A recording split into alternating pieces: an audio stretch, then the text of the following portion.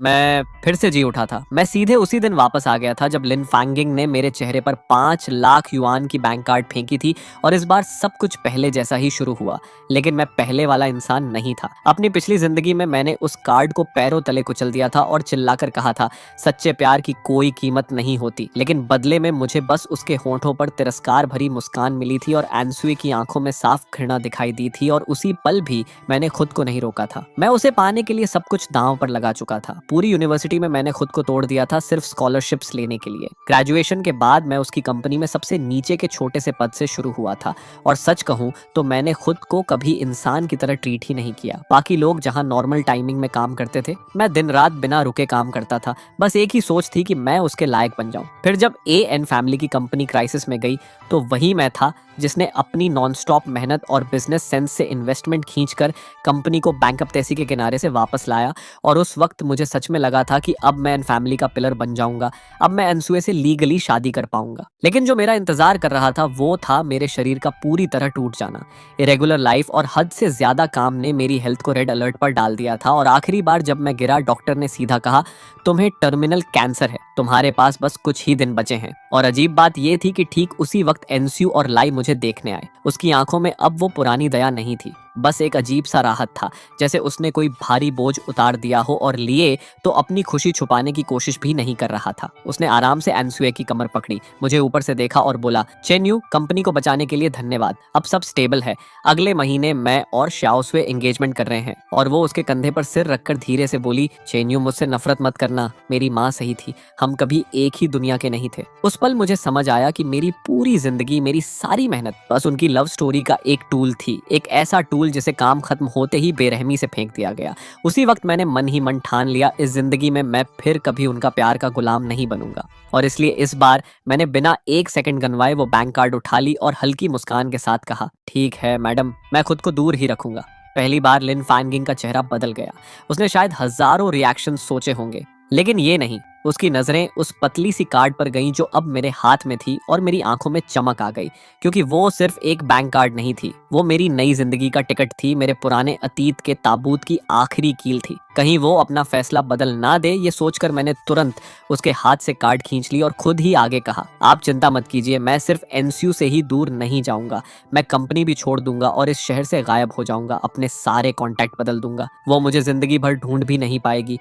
क्या इतना काफी है? वो पूरी तरह से शॉक में खड़ी रह गई, उसका मुंह खुला रह गया, लेकिन एक शब्द भी बाहर नहीं आया। वो मुझे ऐसे देख रही थी जैसे मैं कोई इंसान नहीं बल्कि कोई अजनबी मॉन्स्टर हूँ। और मैं समझ सकता था क्यों, क्योंकि बस कल ही तो मैंने एनसुए को खुश करने के लिए तेज बारिश में आधे घंटे तक पब्लिक बाइसिकल चलाकर सिर्फ उसके लिए एक फेमस केक खरीदा था। और जब मैं उसके बिल्डिंग के नीचे पहुंचा, मैं पूरी तरह भीगा हुआ था, बिल्कुल एक भीगे हुए चूहे की तरह। लेकिन उसने बस कार की खिड़की से हाथ बाहर निकालकर केक लिया और मुझे देखकर तिरस्कार से कहा, चैन्यू, तुम इतने पैथेटिक कैसे हो सकते हो? और उसी कार की ड्राइवर सीट पर बैठा लिया स्टीयरिंग पकड़े हुए मुझे देख रहा था। उसके चेहरे पर जीत की मुस्कान थी, उसकी नजरों में मजाक और तरस दोनों थे, जैसे वो किसी ऐसे कुत्ते को देख रहा हो जो अपने मालिक को खुश करने के लिए जान लगा देता है। और उस पल मेरे अंदर गुस्सा नहीं, बस एक अजीब सी एंडलेस सैडनेस उठी थी। फिर मैंने हल्की सी मुस्कान दी, अपनी जेब से वॉलेट निकाला और उसमें से एक फोटो बाहर निकाली। वो फोटो जिसमें मैं और एनसुए साथ थे, वो मेरी जिंदगी की सबसे सच्ची चीज थी। लेकिन लिन फैंगिंग के सामने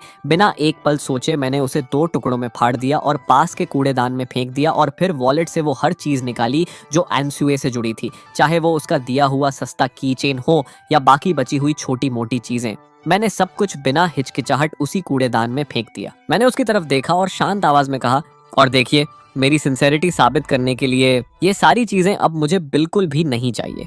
और इतना कहकर मैं कैफेटेरिया से बाहर निकल गया और बाहर आते ही सबसे पहला काम मैंने बैंक जाना किया। जब एटीएम में बैलेंस देखा 5,01,354 युआन, तो मेरे मुंह से एक लंबी सांस निकल गई, क्योंकि वो एक्स्ट्रा 1,354 युआन वही थे जो मैंने अपनी पिछली जिंदगी में खून पसीना बहाकर बचाए थे। थोड़ा मजाक जैसा भी लगा और कहीं ना कहीं दुखद भी। बिना सोचे मैंने 10,000 युआन कैश निकाले, जेब में डाले और सीधे उस जगह चला गया जिसे मैं सबसे ज्यादा जानता था, कंपनी ग्रुप के बिल्डिंग के नीचे। मैं अंदर नहीं गया, बस सामने वाले बेंच पर बैठ गया और चुपचाप उस बिल्डिंग को देखता रहा, क्योंकि मेरी पिछली जिंदगी में वही जगह मेरी बैटल बैटलफील्ड भी थी और मेरा रेफ्यूज भी। वहीं मैंने अनगिनत दिन रात गुजारे थे, वहीं मैंने अपना सब कुछ झोंक दिया था और कभी मैं वहीं खड़ा होकर खुद को पैशन और एंथुजियाज्म से भरा हुआ महसूस करता था। मुझे लगता था कि मैंने अपना फ्यूचर अपने हाथ में ले लिया है। लेकिन अब जब पीछे मुड़कर देखता हूँ तो समझ आता है कि मैं उस बिल्डिंग के अंदर बस एक रिप्लेसेबल पार्ट था, एक ऐसा डेडिकेटेड वर्कर जो दिन रात दूसरों के लिए काम करने वाला एक बेवकूफ था। तभी मेरा फोन वाइब्रेट हुआ। मैसेज था अंसुए का। चेन्यू, क्या मेरी माँ तुमसे मिलने आई थी? उसकी बातों पर ध्यान मत देना, वो हमेशा ऐसी ही होती है। मेरा इंतजार करना, आज रात मैं तुमसे मिलने आऊंगी, हमें सीरियसली बात करनी है। शो की आमरिकन दिन पास्ट तरीकी है। और उसके तुरंत बाद दूसरा मैसेज आया, मैंने बॉसन फ्रीटोस लिए हैं, तुम्हारे फेवरेट, आज रात तुम्हारे लिए लेकर आऊंगी। मैंने स्क्रीन पर उन शब्दों को देखा और अंदर से एक गहरी घिन महसूस हुई। वही पुराना साइकोलॉजिकल गेम, पहले चोट पहुंचाओ, फिर थोड़ा प्यार दिखाकर कंट्रोल करो, सस्ती सी टेंडरनेस देकर तुम्हें ये महसूस कराओ कि तुम इंपॉर्टेंट हो, ताकि तुम खुद ही उसके लिए सब कुछ कुर्बान कर दो। मेरी पिछली जिंदगी में मैं पूरी तरह उसके कंट्रोल में था। वो बस थोड़ा सा अच्छा बिहेव कर देती थी और मैं इतना खुश हो जाता था कि शब्द तक नहीं निकलते थे, और फिर और ज्यादा पागलों की तरह काम करता था, सिर्फ उसे ये साबित करने के लिए कि उसका डिसीजन गलत नहीं है। लेकिन अब मुझे सिर्फ न्यूजिया महसूस हो रहा था। मैंने उसकी प्रोफाइल फोटो खोली और बिना एक सेकंड सोचे डिलीट कॉन्टैक्ट दबा दिया। ये सब करने के बाद मैं उठा, पास की एक फोन शॉप में गया, अपना नंबर बदल दिया और फिर टैक्सी लेकर अपने छोटे से किराए के कमरे की तरफ निकल गया। कमरा छोटा था, लेकिन मैंने उसे हमेशा साफ सुथरा रखा था। दीवार पर अभी भी मेरी और एंसू की फोटोज लगी थी। शेल्फ पर वो किताबें रखी थीं जो उसने मुझे दी थी। लेकिन इस बार मेरे अंदर कोई भावना नहीं थी। मैंने एक एक करके उससे जुड़ी हर चीज ढूंढी और एक बड़े कचरे के बैग में डाल दी। फोटोज को फाड़ दिया, लव लेटर्स को जला दिया, उसके दिए हुए सस्ते गिफ्ट्स भी बिना सोचे फेंक दिए। और जब मैंने आखिरी फ्रेम उठाया जिसमें उसकी मुस्कान थी और उसे भी कूड़ेदान में फेंका, तो अचानक मुझे लगा जैसे मेरा पूरा शरीर हल्का हो गया है, जैसे मैंने 10 साल का बोझ एक पल में उतार दिया हो। फिर मैंने कंप्यूटर खोला और रेजिग्नेशन लेटर टाइप किया, सीधे, बिना किसी घुमाव के, बस कुछ लाइंस। रिस्पेक्टेड मैनेजमेंट, मैं चेन्यू अपनी मर्जी से रेजिग्नेशन दे रहा हूँ, कृपया इसे अप्रूव करें। ये डिसीजन तुरंत इफेक्ट में है, सैलरी सेटलमेंट की कोई जरूरत नहीं है। मुझे उस पैसे की कोई जरूरत नहीं थी। मैं बस जितनी जल्दी हो सके उस जगह से निकलना चाहता था, उन लोगों से सारे रिश्ते तोड़ना चाहता था। एचआर मैनेजर और अपने डायरेक्ट सुपीरियर्स को मेल भेजने के बाद मैंने कंप्यूटर बंद किया, पहले से तैयार की हुई छोटी सी सूटकेस उठाई जिसमें बस कुछ कपड़े और मेरे सारे डॉक्यूमेंट्स थे। बाकी कमरे की चीजें अब मेरे किसी काम की नहीं थी। ये मेरी पिछली बेवकूफ जिंदगी के लिए एक छोटा सा फ्यूनरल था। मैं सूटकेस लेकर बाहर निकल गया, बिना पीछे मुड़े, उन सारे घटिया यादों को पीछे छोड़ते हुए। और जैसे ही सीढ़ियों से नीचे उतरा, मुझे एक जानी पहचानी परछाई दिखी। वो एनस्यू थी, हाथ में बाउस का बैग लिए सीढ़ियों के पास खड़ी बेचैनी से देख रही थी। मुझे सूटकेस के साथ बाहर निकलते देख वो एक पल के लिए फ्रीज हो गई, फिर जल्दी से मेरी तरफ आई और बोली, चेन्यू, तुम कहाँ जा रहे हो? उसके टोन में हल्की सी शिकायत थी, लेकिन मैं नहीं रुका। मैंने उसकी तरफ देखा तक नहीं और सीधे उसके पास से निकल गया। उसने हाथ बढ़ाकर मुझे पकड़ने की कोशिश की, लेकिन मैंने उसे अवॉइड किया, फिर मुड़कर उसकी आंखों में सीधे देखा। ये पहली बार था जब मैं रीबर्थ के बाद उसे सीधे देख रहा था। वो अब भी उतनी ही खूबसूरत थी, वही फ्लॉलेस मेकअप, वही चेहरा। लेकिन इस बार मेरे अंदर कुछ भी नहीं हिला। लेकिन अब उस खूबसूरत चेहरे के पीछे मुझे सिर्फ सेल्फिशनेस, झूठ और अंधेरी नीयत ही दिख रही थी। उसने गुस्से में कहा, क्या हो गया है तुम्हें? मैं तुमसे बात कर रही हूँ। और जब मैंने उसे पूरी तरह इग्नोर किया तो वो और चिढ़ गई। क्या मेरी माँ की वजह से तुम नाराज हो? मैंने कहा ना, उसकी बातों पर ध्यान मत दो, मैं फिर उससे बात करूंगी। लेकिन ये बताओ, तुम ये सूटकेस लेकर कहाँ जा रहे हो? कहीं ट्रैवल कर रहे हो या घर छोड़ रहे हो? तुम्हें नहीं लगता तुम बहुत चाइल्डिश बिहेव कर रहे हो? उसका टोन वही था, ऊपर से देखने वाला, जैसे मेरी सारी इमोशंस उसी के इर्द गिर्द घूमनी चाहिए, जैसे मैं कोई इंसान नहीं बल्कि उसका एक्सटेंशन हूँ। मैंने उसे देखा और अचानक हल्का सा मुस्कुरा दिया, फिर शांत आवाज में कहा, एंसुए, तुम्हें ये जानने की क्यूरियोसिटी नहीं है कि तुम्हारी माँ ने मुझसे क्या कहा? मैंने जेब से बैंक कार्ड निकाली और उसके सामने हिलाई। तुम्हारी माँ ने मुझे 5 लाख युआन दिए ताकि मैं तुमसे दूर हो जाऊं। उसका चेहरा तुरंत बदल गया। वो घबराकर बोली, चेन्यू, उसकी बातों को सीरियसली मत लो। लेकिन मैंने उसे बीच में ही रोक दिया। मैंने सीरियसली ले लिया। मैंने पैसे एक्सेप्ट कर लिए और वादा किया कि मैं तुमसे दूर चला जाऊंगा। उसका चेहरा लाल पड़ गया, आधा गुस्सा आधा शर्म। शायद उसने सोचा भी नहीं था कि मैं इतनी शांति से ये सब रिवील कर दूंगा, क्योंकि उसकी सोच में मुझे शर्मिंदा होना चाहिए था, टूट जाना चाहिए था। उसने दर्द भरी आवाज में कहा, तुमने वो पैसे कैसे ले लिए चेन्यू? क्या हमारे बीच जो था उसकी कीमत सिर्फ 5 लाख युआन थी? मैंने उसे ऐसे देखा जैसे कोई दुनिया का सबसे अजीब तमाशा देख रहा हो और धीरे से कहा, अंशु, क्या हमारे बीच कभी सच में कुछ था भी? जिन फीलिंग्स की तुम बात कर रही हो वो बस ये था कि तुम आराम से मेरी अच्छाई का फायदा उठाती रही। मैं तुम्हारी फैमिली की कंपनी के लिए गुलाम की तरह काम करता रहा और तुम उसी वक्त किसी और आदमी के साथ लग्जरी कार में हंसती रही। तुम्हारे लिए फीलिंग्स का मतलब था एक तरफ मुझसे आई लव यू कहना और दूसरी तरफ ये कैलकुलेट करना कि जब मैं खुद को काम में मार डालूंगा तो जो कुछ मैंने बनाया है वो लीगली तुम्हारे पास कैसे आएगा। मेरी आवाज शांत थी लेकिन हर शब्द ठंडे चाकू की तरह उसके दिल में उतर रहा था। उसका चेहरा लाल से एकदम सफेद पड़ गया। वो घबराकर बोली, तुम क्या बकवास कर रहे हो? लेकिन उसकी आंखों में साफ डर था।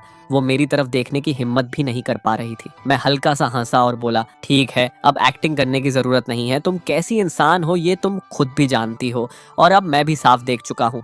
और जहां तक उन 5 लाख युआन की बात है, मुझे नहीं लगता तुम्हारी माँ हमारे फीलिंग्स खरीद रही थी। वो बस उन सालों की पेमेंट थी जो मैंने तुम्हारी फैमिली के लिए स्लेव बनकर काम किया। थोड़े कम है लेकिन कुछ ना होने से बेहतर है। वैसे भी मेरी जिंदगी की कीमत तुम्हारी नजर में ज्यादा है भी नहीं। इतना कहकर मैंने उसकी तरफ दोबारा देखने की जरूरत भी नहीं समझी। सूटकेस उठाई, मुड़ा और चल दिया। उसने पीछे से चिल्लाकर कहा, रुको, साफ साफ बताओ तुम्हें कुछ पता चल गया है ना? लेकिन मैंने पीछे मुड़कर नहीं देखा, बस चलते हुए कहा, मुझे सब पता है। तुम्हारे प्लान्स, कंपनी की कमजोरियां, उसका फ्यूचर। मुझे ये भी पता है कि कैसे तुम लोग ऊपर से सीधे नीचे गिरोगे और सब कुछ टूट जाएगा। और मैं उस वक्त सबसे ऊंची जगह पर खड़ा होकर ये सब बाहर से ठंडे दिमाग से देख रहा होऊंगा। मैंने एक टैक्सी रोकी और सीधे एयरपोर्ट चला गया। वो शहर जहां मैंने इतने साल बिताए थे धीरे धीरे पीछे छूटता गया। मैंने अपना नया फोन निकाला और सीसन पना की टिकट बुक कर ली। कोई खास रीजन नहीं था, बस एक ऐसी जगह जाना चाहता था जहां मौसम गर्म हो और मैं पूरी तरह रिलैक्स कर सकूं। आज से मैं सिर्फ अपने लिए जीने वाला था। और जहां तक आंसुए और उसके सारे झूठे रिश्तों का सवाल है, वो सब अतीत में सड़ते रहे। तभी फोन वाइब्रेट हुआ। अननोन नंबर से मैसेज था। चन्यू, तुम अभी कहाँ हो? साफ साफ बताओ और फिर चले जाना। क्या तुम्हें कुछ गलतफहमी हो गई है? मैं और लिए सिर्फ नॉर्मल दोस्त हैं। मैंने मैसेज पढ़ा और होठों पर एक ताना भरी मुस्कान आ गई। नॉर्मल दोस्त जो मिलकर मुझे इस्तेमाल करते रहे, नॉर्मल दोस्त जो मेरे मरने का इंतजार कर रहे थे ताकि सब कुछ अपना बना सकें।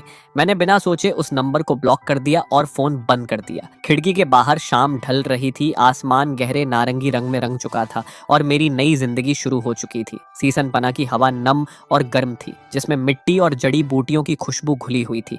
मैंने पेड़ों के बीच छिपे एक छोटे से हॉस्टल में कमरा लिया जहां खिड़की खोलते ही हर तरफ हरियाली दिखाई देती थी। और उस पहले दिन मैंने कुछ भी नहीं किया, बस सोता रहा। मैं सुबह से रात तक सोता रहा और फिर रात से अगली सुबह तक, जैसे मैं अपनी पिछली जिंदगी की सारी खोई हुई नींद एक ही बार में वापस लेना चाहता हूँ। और जब मेरी आंख खुली तो मुझे ऐसा लगा जैसे मेरा पूरा शरीर फिर से जिंदा हो गया है। वो थकान जो हड्डियों तक घुस चुकी थी, उसका नामो निशान तक नहीं था। मैंने अपना पुराना फोन चालू किया जो काफी समय से बंद पड़ा था और जैसे ही वो ऑन हुआ, अनगिनत मैसेजेस और मिस्ड कॉल्स एक लहर की तरह मेरे सामने आ गए और उनमें से ज्यादातर एनस्यू और उसकी करीबी सहेलियों के थे। चेन्यू, तुम कहाँ हो?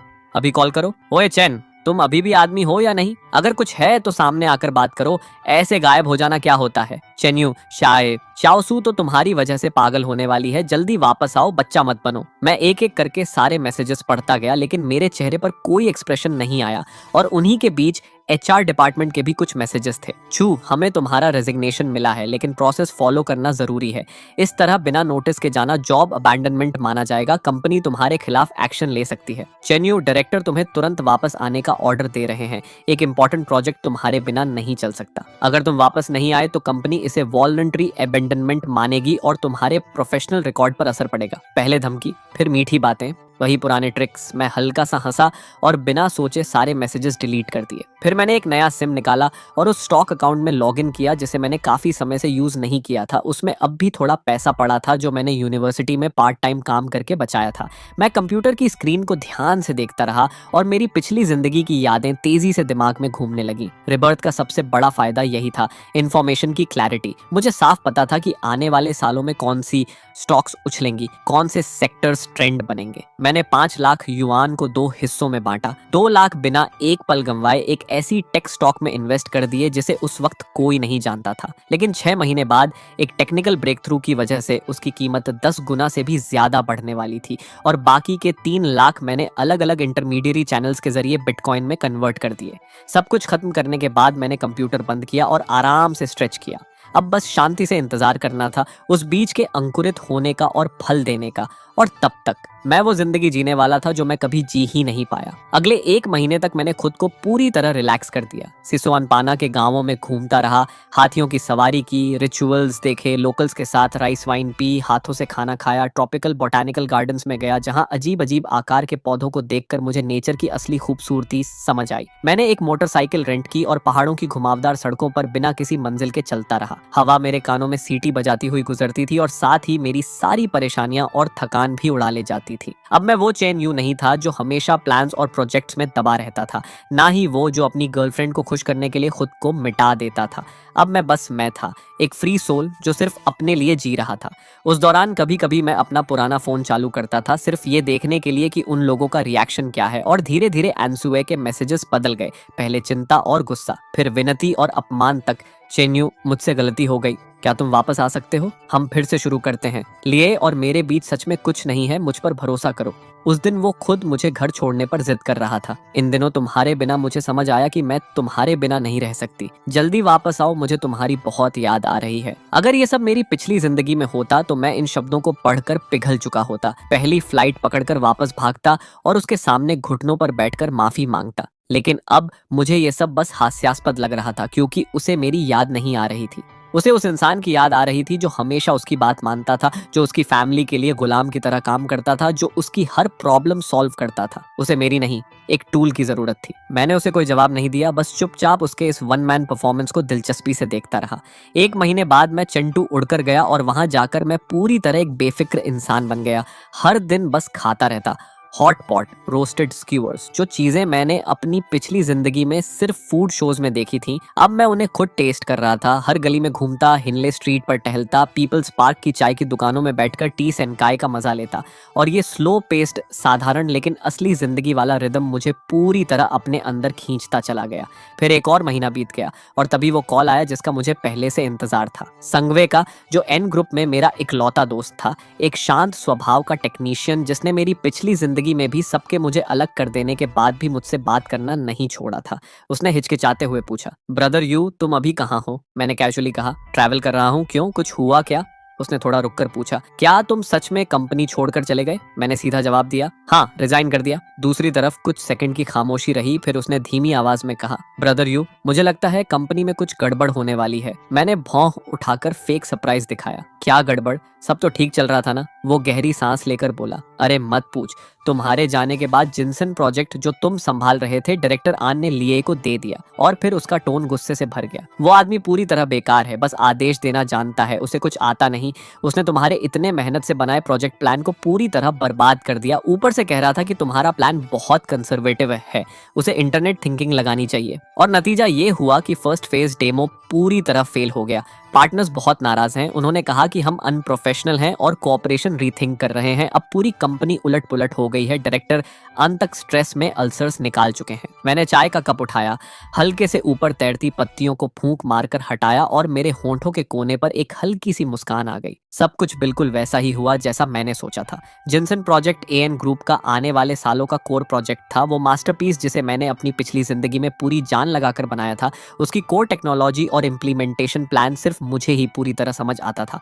और जाते वक्त मैंने जानबूझकर कुछ बैकडर्स छोड़े थे जिन्हें सिर्फ मैं ही समझ सकता था। साथ ही कुछ ऐसे पॉइंट्स भी जो ऊपर से छोटे लगते थे लेकिन असल में क्रिटिकल टेक्निकल नोट्स थे। वो मीडियरी लाइक अभी उन्हें पहचान ही नहीं सकता था और क्रेडिट लेने की उसकी जल्दी में वो जरूर सब कुछ बदलने की कोशिश करेगा और उसकी कीमत चुकाएगा। सैंगवे की आवाज अब और अर्जेंट हो गई। ब्रदर यू, अंसुए और बाकी सब तुम्हें हर जगह ढूंढ रहे हैं। आज तो एनसुए खुद कंपनी आई थी मुझसे पूछने कि तुम्हें कहाँ ढूंढे। ब्रदर यू, क्या तुम्हें वापस आकर देखना नहीं चाहिए? मैं ठंडी हंसी हंसा। वापस क्यों जाऊं उस बेकार इंसान का मैस साफ करने के लिए? वो फिर भी बोला, लेकिन वो जगह तुम्हारे लिए बहुत इंपॉर्टेंट थी और एनसुए भी। अभी मैंने उसे बीच में ही रोक दिया। एनसुए और मैं खत्म हो चुके हैं। एंड फैमिली की कंपनी अब जिए या मरे उसका मुझसे कोई लेना देना नहीं है। वो शौक में आ गया। खत्म कब? मैंने शांत होकर कहा, जिस दिन मैं वहां से गया उन्हीं को बानी को मैं उसी दिन। और फिर साफ शब्दों में कहा, आगे अगर वो लोग तुम्हें ढूंढें तो बस कह देना कि तुम्हें कुछ नहीं पता और इन बातों के लिए मुझे दोबारा कॉल मत करना। इतना कहकर मैंने कॉल काट दिया क्योंकि संगवे अच्छा इंसान था और मैं उसे इस सब में घसीटना नहीं चाहता था। ये बदला सिर्फ मेरा था। मैं बैम्बू चेयर पर पीछे टिक गया, ऊपर फैले धुंधले आसमान को देखता रहा, लेकिन मेरे अंदर एक अजीब सी हल्की रोशनी थी। एनसुए और लिए इस पूरे नाटक का दूसरा एक्ट अब शुरू होने वाला था। अगले कुछ दिनों में मैंने खुद को पूरी तरह पास्ट से डिस्कनेक्ट कर लिया, चेंटू के आसपास घूमता रहा और हर नए लैंडस्केप के साथ मेरी सोच और खुलती गई। मेरा मन शांत होता गया। मेरी पिछली जिंदगी का रिजेंटमेंट एक भारी पत्थर की तरह मेरे सीने पर रखा था, लेकिन अब वो धीरे धीरे टूट रहा था, धूल बनकर हवा में उड़ता जा रहा था। अब मैं सिर्फ बदले के लिए नहीं जी रहा था, मैं इस नई जिंदगी को जीने के लिए जी रहा था जो मुझे इतनी मुश्किल से मिली थी। और बदला वो तो बस इस सफर का एक छोटा सा डेजर्ट था जो इस पूरी जर्नी को और भी खास बना रहा था। 2 महीने बाद जिन 2 लाख युआन को मैंने स्टॉक्स में लगाया था वो 5 गुना बढ़कर सीधे 1 मिलियन बन चुके थे, और मैंने बिना एक पल सोचे सब बेच दिए। फिर अपने मेमोरीज के हिसाब से एक और फार्मास्यूटिकल सेक्टर की स्टॉक में इन्वेस्ट कर दिया जो जल्द ही एक्सप्लोड होने वाली थी, और जो बिटकॉइंस मैंने पहले खरीदे थे वो भी धीरे धीरे ऊपर चढ़ने लगे। सब कुछ बिल्कुल वैसे ही हो रहा था जैसा मैंने प्लान किया था।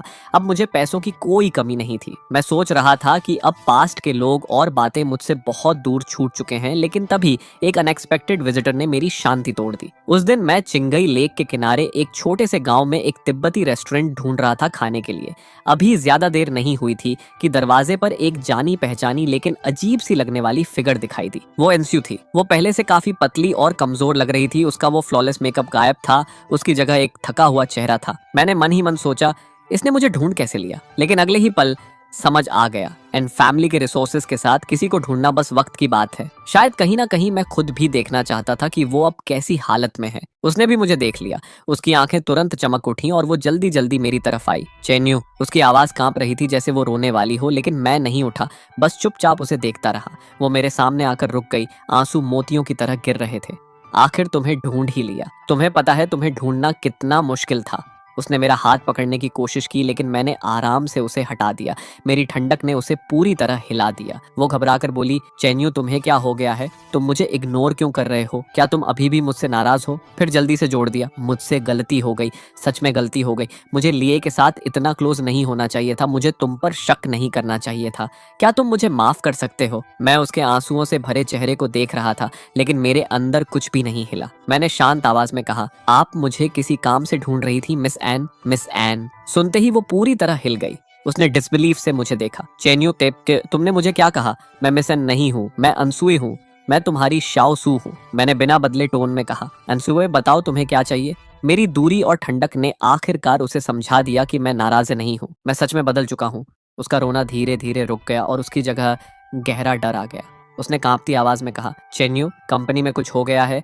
जिनसन प्रोजेक्ट फेल हो गया, पार्टनर इन्वेस्टमेंट वापस लेना चाहता है और हमसे ह्यूज कॉम्पेंसेशन मांग रहा है। मैंने बस हल्की सी आवाज निकाली, चॉपस्टिक्स उठाए, एक पीस मांस लिया और आराम से चबाने लगा। स्वाद अच्छा है, बहुत टेंडर है। मेरी रिएक्शन फिर उसके हिसाब से बाहर थी। वो चाहती थी कि मैं शॉक हो जाऊं, परेशान हो जाऊं, पहले की तरह कंपनी की प्रॉब्लम्स को अपनी समझकर तुरंत सॉल्व करने लगूं।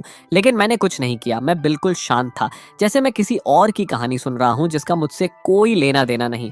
आखिर वो खुद को रोक नहीं पाई। उसकी आवाज ऊंची हो गई, क्या तुम सुन भी रहे हो? कंपनी डूबने वाली है, हमारा परिवार बर्बाद हो जाएगा। मैंने उसकी तरफ देखा और ठंडे स्वर में कहा, तो तुम्हारी कंपनी डूबे, इसका मुझसे क्या लेना देना? वो हड़बड़ा गई। क्या मतलब तुमसे कोई लेना देना नहीं? तुम भी कंपनी का हिस्सा थे। जिनसन प्रोजेक्ट तुमने बनाया था, सिर्फ तुम ही उसे बचा सकते हो, सिर्फ तुम ही कंपनी को बचा सकते हो। मैंने चॉपस्टिक्स टेबल पर रखे, नैपकिन से मुंह साफ किया और शांत होकर कहा, एनस्यूए, तुम्हें कुछ याद नहीं है क्या? पहला, मैं ऑलरेडी रिजाइन कर चुका हूँ। दूसरा, अब मैं एन ग्रुप का एम्प्लॉई नहीं हूँ। तुम्हारी माँ ने मुझे 5 लाख युआन देकर कहा था कि मैं दूर चला जाऊं, और मैं बस अपना वादा निभा रहा हूँ। उसका चेहरा एकदम सफेद पड़ गया। शायद उसे उम्मीद नहीं थी कि मैं इतनी शांति से ये सब बोलूंगा। वो घबराकर बोली, वो मेरी माँ ने किया था, मैंने नहीं। वो पैसे मैं तुम्हें वापस कर दूंगी, डबल नहीं 10 गुना तक दे दूंगी, बस तुम वापस आकर कंपनी की मदद कर दो। मैं हंस पड़ा। अनसुए, तुम्हें लगता है अब मुझे उस पैसे की परवाह है? मैंने उसे दया भरी नजर से देखा। इतने समय बाद भी तुम्हें समझ नहीं आया? मैं पैसे की वजह से नहीं गया था, मैं इसलिए गया क्योंकि मैं अब बेवकूफ नहीं बनना चाहता था। मैंने उसकी बात काटते हुए कहा, और तुम्हें पता है इस वक्त तुम्हारी सबसे हास्यास्पद बात क्या है? तुम खुद लिमिट पर पहुंच चुकी हो और मुझसे मदद मांगने आई हो, लेकिन फिर भी तुम्हारा एटीट्यूड वही है, जैसे सब कुछ तुम्हारा हक है। किस आधार पर तुम्हें लगता है कि मैं तुम्हारी मदद करूंगा? उन मजाक जैसे फीलिंग्स के आधार पर, या तुम्हारे इस खूबसूरत चेहरे के दम पर? मेरी हर बात ऐसे थी जैसे सीधा उसके दिल में धंसती हुई एक ठंडी छुरी। शायद उसे कभी किसी ने इस तरह इंसल्ट नहीं किया था। आखिर वो हमेशा से वो प्रिंसेस रही थी जिसे हर कोई चेस करता था। वो मुझे देख रही थी, उसके होंठ कांप रहे थे, लेकिन काफी देर तक उसके मुंह से एक शब्द भी नहीं निकला। मुझे लगा था कि वो शर्म से मुड़कर चली जाएगी, लेकिन उसने ऐसा नहीं किया, क्योंकि जब हकीकत का बोझ इतना भारी हो तो सेल्फ रिस्पेक्ट जैसी चीज की कीमत खुद ही गिर जाती है। उसने गहरी सांस ली, मेरे करीब आई, थोड़ा झुकी और ऐसी आवाज में बोली जो मैंने उससे पहले कभी नहीं सुनी थी, लगभग एक विनती करने वाली। चेन्यू, मैं तुमसे रिक्वेस्ट करती हूँ, बस तुम मेरी मदद कर दो। तुम जो कहोगे मैं वो करूंगी। उसकी आवाज कांप रही थी और उसकी आंखों में बेबसी और अंदर का संघर्ष साफ दिख रहा था। मैं कुर्सी पर पीछे टिक गया और मेरे होंठों पर एक रहस्यमयी मुस्कान आ गई। कुछ भी, वो एक पल के लिए जम गई। उसे साफ समझ आ गया था कि मैं क्या इशारा कर रहा हूँ। उसके चेहरे पर एक पल के लिए शर्म और अंदरूनी जंग साफ दिखी। उसने नीचे होंठ को हल्का सा काटा और धीरे से सिर हिला दिया। मैं हल्का सा मुस्कुराया। एक वक्त था जब उसका हाथ पकड़ते हुए भी मैं हिचकता था, डरता था कि कहीं उसे बुरा ना लग जाए, और आज वही लड़की खुद को एक सौदे की चीज बना रही थी। मैंने ठंडे स्वर में कहा, सिर्फ बोलने से काम नहीं चलेगा, पहले अपनी सिंसेरिटी दिखाओ। और उंगली से अपने होंठों की तरफ इशारा किया, एक ऐसा इशारा जिसमें साफ ह्यूमिलिएशन था। उसका चेहरा तुरंत लाल हो गया। उसने मेरी आंखों में हैरानी से देखा। शायद उसने कभी सोचा भी नहीं था कि वो चेन्यू, जो कभी उसकी हर बात मानता था, जो उसके सामने आवाज तक नहीं उठाता था, आज इतनी बेशर्मी से डिमांड करेगा। आसपास बैठे लोग हमारी तरफ देखने लगे। उनकी क्यूरियस नजरें एनसुए पर सुइयों की तरह चुभ रही थीं और मेरी नजरें बस उसी पर टिकी थीं। उसका शरीर हल्का सा कांप रहा था। मैं समझ सकता था कि उसके अंदर कैसी जंग चल रही है। एक तरफ उसके परिवार का फ्यूचर, उनकी लग्जरी लाइफ, और दूसरी तरफ उसका बचा खुचा सेल्फ रिस्पेक्ट। मैंने उसे प्रेस नहीं किया, बस चुपचाप देखता रहा, और आखिरकार उसने फैसला कर लिया। उसने कांपते हुए आंखें बंद की और धीरे धीरे मेरी तरफ झुकी। उसके होंठ ठंडे और सख्त थे, उनमें एक कड़वा सा स्वाद था, डेस्परेशन का। मैं ना हिला ना आंखें बंद की, बस उसे देखता रहा। उसका पीला पड़ा चेहरा, उसकी बंद पलकों का हल्का कंपन, और जैसे ही वो पीछे हटने वाली थी, मैंने अचानक उसका सिर पकड़ लिया और उस पल को और गहरा कर दिया। उसका पूरा शरीर एकदम स्टिफ हो गया। उसने थोड़ा रेजिस्ट करने की कोशिश की, लेकिन मैंने उसे कसकर पकड़ा। मेरे अंदर कोई सॉफ्टनेस नहीं थी, बस बदले की एक ठंडी संतुष्टि थी। कुछ देर बाद मैंने उसे छोड़ दिया। वो 2 कदम पीछे लड़खड़ाकर हट गई। उसने भारी आवाज में पूछा, अब ठीक है? मैंने आराम से नैपकिन उठाई और अपने होंठ साफ किए। मैंने कहा था ना, अगर करना है तो ठीक से करना होगा। चलो अब होटल चलते हैं। मैं देखना चाहता हूँ तुम्हारी सिंसियरिटी की लिमिट कहाँ तक है। वो लगभग खड़ी भी नहीं हो पा रही थी। मुझे ऐसे देख रही थी जैसे मैं कोई इंसान नहीं, बल्कि एक दानव हूँ। चेन्यू, क्या तुम्हें इतना गिरना जरूरी है? मैंने ठंडी नजरों से कहा। तुम्हें क्या लगा था ये कोई बार्गेनिंग मार्केट है? विक्टिम बनने का नाटक मत करो। अब तुम मुझसे रिक्वेस्ट कर रही हो और तुम कंडीशंस रखने की पोजीशन में नहीं हो। उसने आंखें बंद की और धीरे से सिर हिला दिया। ठीक है। मैं हंसा, बिना किसी वार्मथ के। मैं उसे लेकर रेस्टोरेंट से बाहर निकला। बाहर तेज हवा चल रही थी, उसके कपड़े हवा में हिल रहे थे और वो मेरे पीछे पीछे एक बेजान पपेट की तरह चल रही थी। मैं उसे किसी लग्जरी 5 स्टार होटल में नहीं ले गया। मैंने जानबूझकर उस गांव का सबसे सस्ता और टूटा फूटा हॉस्टल चुना। कमरा छोटा था, बेसिक फर्नीचर के अलावा कुछ नहीं था। जैसे ही अनसुए अंदर आई, उसने हल्का सा चेहरा सिकोड़ लिया। उसकी आंखों में साफ नापसंदगी थी, जिसे उसने छुपाने की कोशिश भी नहीं की। वो बोली, यहाँ सच में? मैं एक लगभग टूटती हुई कुर्सी पर बैठ गया, पैर क्रॉस की और शांत आवाज में कहा, एंड फैमिली की बड़ी बेटी तो प्रेसिडेंशियल स्वीट्स की आदी है। ऐसे जगह तुम्हें सूट नहीं करती है ना? फिर मैंने उसे सीधे देखते हुए कहा, मैं तुम्हें बता दूं, यही वो मैक्सिमम है जो मैं तुम पर खर्च करने के लिए तैयार हूं, क्योंकि मेरी नजर में तुम्हारी कीमत बस इतनी ही है। और मेरी हर बात फिर से एक ठंडी छुरी की तरह उसके दिल में उतर गई। वो चुपचाप खिड़की के पास चली गई, मेरी तरफ पीठ करके बाहर के सूने नजारे को देखती रही, बिल्कुल एक मूर्ति की तरह स्थिर। और मैंने उस पर ध्यान देना भी जरूरी नहीं समझा। मैं अपना फोन निकालकर स्टॉक्स मैनेज करने लगा, और जैसा मैंने पहले ही प्रिडिक्ट किया था, वो फार्मास्यूटिकल स्टॉक पिछले कुछ दिनों से लगातार पॉजिटिव न्यूज दे रही थी। उसका प्राइस हर दिन अपर लिमिट तक जा रहा था। मेरा 1 मिलियन का कैपिटल अब बढ़कर 3 मिलियन हो चुका था। स्क्रीन पर उछलते हुए नंबर्स को देखकर मेरे अंदर एक अजीब सी संतुष्टि आई। ये फीलिंग अनसुबे से बदला लेने से भी ज्यादा सैटिस्फाइंग थी। पता नहीं कितना वक्त बीत गया, धीरे धीरे आसमान अंधेरा हो गया। कमरे में हमने लाइट भी नहीं जलाई थी, इसलिए पूरा माहौल थोड़ा उदास और भारी हो गया था, और वो अभी भी खिड़की के पास ही खड़ी थी। मैंने उसे आवाज दी, एनसुए। उसका शरीर हल्का सा कांपा, फिर वो धीरे धीरे मुड़ी और मेरी तरफ चलकर आई। उस कम रोशनी में मैं उसका चेहरा साफ नहीं देख पा रहा था, बस उसकी खाली बेजान आंखें दिख रही थीं। वो मेरे सामने आकर रुक गई। मैं खड़ा हुआ और धीरे धीरे उसे कॉर्नर में पुश करने लगा। वो इंस्टिंक्ट से पीछे हटती गई जब तक उसकी पीठ ठंडी दीवार से नहीं लग गई। मैंने उसका ठोड़ी पकड़कर उसका चेहरा ऊपर उठाया। मेरी तरफ देखो आंसू, पता है, मैंने इस दिन को ना जाने कितनी बार इमेजिन किया था। मैं चाहता था कि मैं तुम्हें अपने काबू में करूं, तुम्हें रुलाऊं, तुमसे माफी मंगवाऊं। लेकिन अब जब मैं तुम्हारा ये चेहरा देख रहा हूं, मुझे सिर्फ खालीपन महसूस हो रहा है। मैंने उसका चेहरा छोड़ दिया और एक कदम पीछे हट गया। हमारे बीच थोड़ा डिस्टेंस बन गया। वो मुझे हैरानी से देख रही थी, जैसे उसे कुछ समझ ही नहीं आ रहा हो। मैंने जेब से वॉलेट निकाला, उसमें जो कैश था, शायद कुछ हजार, सब बाहर निकाला और एक एक करके हर नोट उसके चेहरे पर फेंकने लगा। लो ये पैसे और यहाँ से चली जाओ। तुम्हें मेरी मदद चाहिए थी ना? तुम्हें लगा कि बस खुद को सैक्रिफाइस करके तुम मुझे फिर से मजबूर कर दोगी कि मैं तुम्हारी फैमिली के लिए एक बेवकूफ की तरह काम करूं? तुम खुद को बहुत ज्यादा समझती हो और मुझे बहुत कम। मैंने ठंडी आवाज में आगे कहा, आज मैंने तुम्हें यहाँ इसलिए नहीं बुलाया था कि मैं तुम्हारे साथ कुछ करूं। मैं बस तुम्हें दिखाना चाहता था कि तुम्हारा ये सैक्रिफाइस जो तुम्हें इतना बड़ा लगता है, मेरी नजर में कितना सस्ता और हास्यास्पद है। उसके चेहरे पर पहले शॉक आया, फिर ह्यूमिलिएशन, और फिर वो पूरी तरह टूट गई। वो जमीन पर गिर गई, दोनों हाथों से अपना चेहरा ढक लिया और जोर जोर से रोने लगी। मैं बस उसे ठंडे दिल से देखता रहा। मेरे अंदर जरा भी दया नहीं थी, क्योंकि जो कुछ उसके साथ हो रहा था वो उसके अपने ही एक्शंस का नतीजा था। मैं मुड़ा, कमरे का दरवाजा खोला और बिना पीछे देखे बाहर निकल गया। जब मैं हॉस्टल के एंट्रेंस तक पहुंचा तो पीछे से उसकी टूटी हुई आवाज आई, चेन्यू, तुम मेरे साथ ऐसा क्यों कर रहे हो? क्यों? मैं रुका, लेकिन पीछे नहीं देखा, बस शांत आवाज में कहा, यह रास्ता तुमने खुद चुना था, अब कभी पछताना मत। और इतना कहकर मैं लंबी चाल से आगे बढ़ गया, रात के अंधेरे में खो गया और पीछे उसकी रोने की आवाज धीरे धीरे खत्म होती चली गई।